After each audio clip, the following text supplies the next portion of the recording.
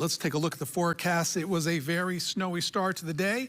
Let's check in with meteorologist Sarah Flynn to see what we can expect for the rest of the day. Sarah? We're still seeing that system snow out there, but it is going to wind down, especially over the next about 2 hours here. You'll notice some of those more robust parts of this cluster of snow now headed off to the central portion of the state.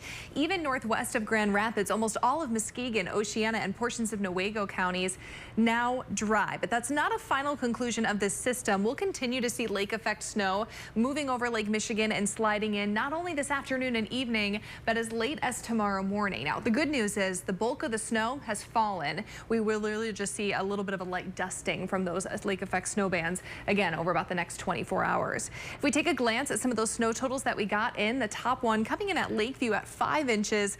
Comstock Park, though, hovering near 4.5. Ionia just short of 4 at 3.8, and Lowell considerably less, about 2.5 inches.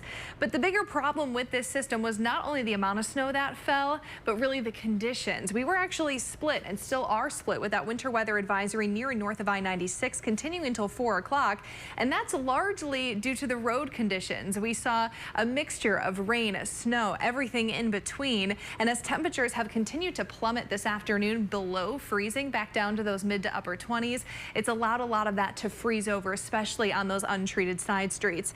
So we'll keep a close eye on how that materializes. Right now, those main roads like highways doing okay. Some of those visibility issues were down to a mile in Grand Rapids as well as in Kalamazoo.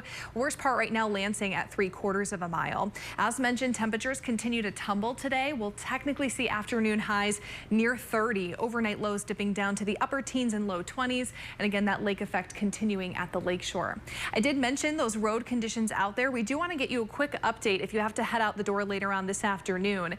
Taking a look, you'll notice I mentioned highways doing a lot better than some of those side streets. At times, though, we've seen a sharp decline in visibility on this Grand Rapids camera, so make sure you just allow for a few extra minutes to get where you're going. Handful of accidents here and there on the highways, off the highways, some of which have caused slowdowns, but they've been cleared relatively quickly thanks to the small volume of that. Here's a look at those road conditions really along the Michigan-Indiana border is where we're seeing some of those most slippery spots thanks to ice accumulation, and as mentioned, some improvement further off to the northwest of Grand Rapids in areas like Muskegon and Oceana counties. Road temperatures, though, well below freezing, still hovering in the mid-20s. We'll keep an eye on the roadways, have more on your weekend forecast, all coming up.